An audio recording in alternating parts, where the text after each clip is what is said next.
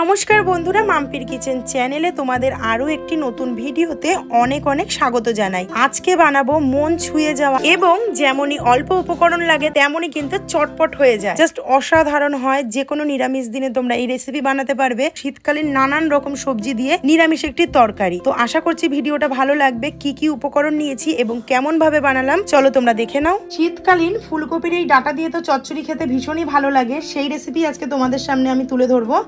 নিয়েছি এখানে ফুলকপির একদম কচি ডাটাকে একদম সরু সরু করে কেটে, তার সাথে নিয়েছি এখানে দুটো আলুকেও সেম প্রসেসে সরু সরু করে কেটে, লাগছে এখানে ধনেপাতা কুচি। আর এইগুলো হচ্ছে মূলোর যে মুখটা থাকে, এই মুখগুলো দিলে কিন্তু এই চচ্চড়ি খেতে ভীষণই ভালো লাগে। নিয়েছি মূলোর মুখের অংশটা, এখানে নিয়েছি মূলো লম্বা লম্বা করে কেটে নিয়েছি, সিম সেম প্রসেস এরকম লম্বা লম্বা করে কেটে নিয়েছি, গাজর, বেগুন, টমেটো, কাঁচা টমেটো, কাঁচা লঙ্কা। এই সমস্ত উপকরণ দিয়ে শীতকালীনের সবজিটা কিন্তু জাস্ট অসাধারণ হয়। আর মশলার মধ্যে লাগছে তেল, হলুদ, লবণ, ফোড়নের জন্য লাগছে কালো জিরে এবং লঙ্কার গুঁড়ো কালার ভালো আসার জন্য। আর লাগবে এখানে পরিমাণ মতো চিনি। এরপরে বাটির মধ্যে অল্প পরিমাণে জল নিয়ে ওভেনটাকে অন করে কপির ডাঁটা এবং মূলোর যে মুখের অংশটা নিয়েছিলাম সেগুলোকে সব সেদ্ধ করে নেব।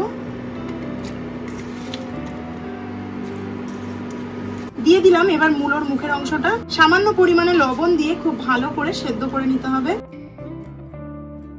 দিয়ে দিলাম হাফ চামচ লবণ। কফি এবং মূলোর ডাঁটা এখানে সেদ্ধ হয়ে গেছে, এটার জলটা এবার ছেঁকে নেব। গ্যাস অন করে কড়াই বসিয়ে দিয়েছি। এইবার দিয়ে দিলাম বেশ খানিকটা রিফাইন তেল। তেল গরম হয়ে গেছে, এইবার হাতে ডলে পরিষ্কার করে নিয়েছি হাফ চামচ কালো জিরে, সেটা দিয়ে দেবো ফোড়নে। এখানে নিয়েছি আলু, যেটা লম্বা লম্বা করে কেটে নিয়েছি। প্রথমেই তেলের উপর দিয়ে দেবো সে আলুটা।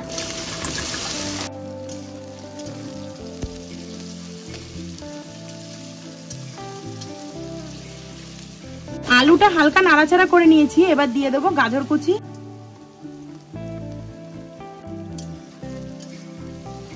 আলুর সাথে একইভাবে গাজরটাকেও ভেজে নেব।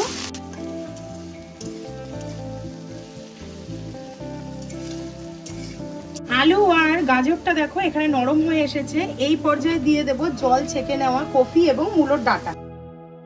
গাজর এবং আলুর সাথে এই ডাঁটাগুলোকেও ভেজে নেব।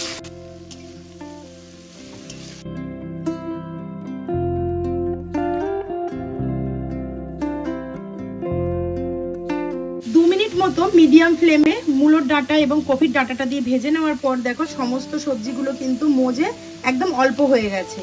এই পর্যায়ে আমি দিয়ে দেব চেরা কাঁচা লঙ্কা, দিয়ে দিলাম সিম, দিয়ে দেব মূলো আর দিয়ে দেব কাঁচা টমেটো।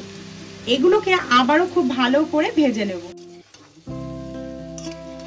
শীতকালে বাজারে গেলে যেরকম এরকম নানান কালারের সবজি থাকে, সেই সবজি আনতে যেমন ভালো লাগে, এনে কিন্তু নানান কালারের সবজি দিয়ে রান্না করতেও ভীষণ ভালো লাগে। আর সবজি তো স্বাস্থ্যের পক্ষে খুবই উপকারী। তো উপকারী একটু রেসিপি কিন্তু আজ আমি তোমাদের সাথে শেয়ার করছি। সমস্ত সবজির গুণাগুণে ভরা কিন্তু এই চচ্চড়ি। শীতকালে তো এমনি সবজির সম্ভার আমরা সবাই জানি। তো এইভাবে যদি সবজি সমস্ত এইভাবে নিরামিষ দিনে রান্না করে খাও পাতে, তাহলে কিন্তু গরম ভাতের সাথে আর এক্সট্রা করে কিচ্ছু লাগবে না। 2 মিনিট মতো সমস্ত সবজি এখানে আমি নাড়াচাড়া করে নিয়েছি। এইবার দিয়ে দেবো বেশ কিছু গুঁড়ো মশলা। দিয়ে দেবো 1 চামচ লবণ। আমি এখানে 1 চামচ ব্যবহার করছি, তোমরা কিন্তু অবশ্যই তোমাদের পরিমাণ মতো লবণটা ব্যবহার করবে। দিয়ে দেবো হাফ চামচ হলুদ গুঁড়ো। একই সাথে দিয়ে দেবো কেটে রাখা টমেটো এবং বেগুন। যেহেতু এই সবজিগুলো সমস্তটা খুব নরম হয়, ওই জন্য কিন্তু একদম লাস্টে এই সবজিগুলো দিলাম।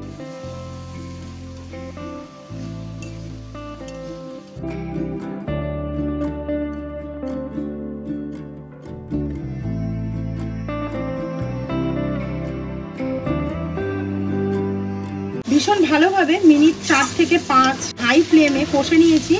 সবজি কিন্তু এখানে একদমই সেদ্ধ হয়ে গেছে, গামাখা গামাখা একটা ভাবও হয়ে এসেছে। এবার যেহেতু চচ্চড়ি একটু কাদা কাদা প্রয়োজন, ওই কারণেই কিন্তু আমি এখানে একটু জল ব্যবহার করব। আর যেই সবজিগুলো হালকা কাঁচা আছে সেগুলো যাতে সেদ্ধ হয়ে যায়, তার জন্য এখানে আমি দেবো উষ্ণ গরম জল। নিয়ে নিয়েছি এখানে উষ্ণ গরম জল, একদম অল্প পরিমাণে দিয়ে দেবো।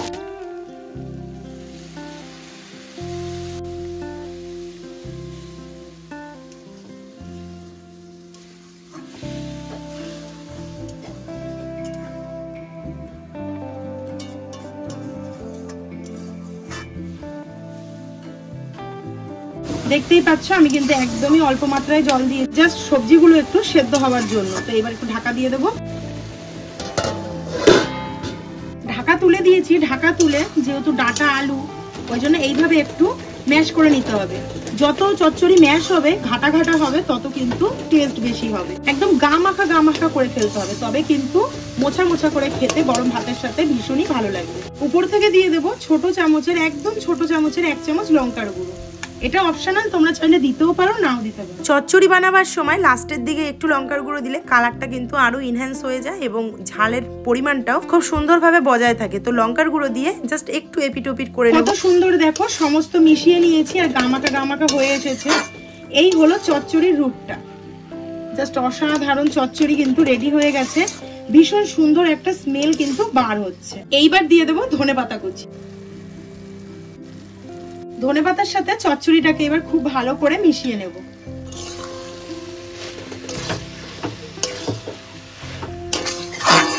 ধনেপাতাটা খুব সুন্দর করে মিশিয়ে নিয়ে এইবার দিয়ে দেবো উপর থেকে পরিমাণ মতো চিনি। আমি এখানে 2 চামচ চিনি ব্যবহার করেছি। তোমরা কিন্তু তোমাদের স্বাদ অনুযায়ী মিষ্টি যতটা পছন্দ করো সেরকম চিনি দিয়ে দেবে। চিনিটাকে ভালো করে মিশিয়ে নিয়েই তোমাদেরকে সার্ভ করে দেখাবো যে চচ্চড়িটা কেমন হলো। আশা করি দেখেই বুঝতে পারছো যে খুবই সুন্দর হয়েছে। এখানে খুব সুন্দর একটা স্মেলও বার হচ্ছে। তবু একটু সার্ভ করে তোমাদেরকে দেখাবো। চচ্চড়িটা একদম রেডি হয়ে গেছে। এখানে একটা সার্ভিং বোল নিয়ে নিয়েছি। এইবার চচ্চড়িটাকে আমি সার্ভ করে দেবো।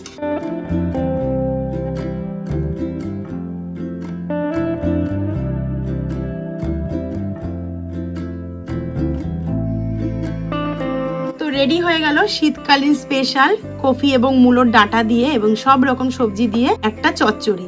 জাস্ট অসাধারণ স্বাদের চচ্চড়ি রেডি। আজকের ভিডিওটা যদি ভালো লেগে থাকে অবশ্যই একটি করে লাইক, কমেন্ট, শেয়ার করে দিও। ফুল ভিডিওটা দেখার জন্য অসংখ্য ধন্যবাদ এবং অনেক অনেক ভালোবাসা। তো আজকের মতো ভিডিওটা এখানেই শেষ করছি। সবাই সুস্থ থেকো, ভালো থেকো।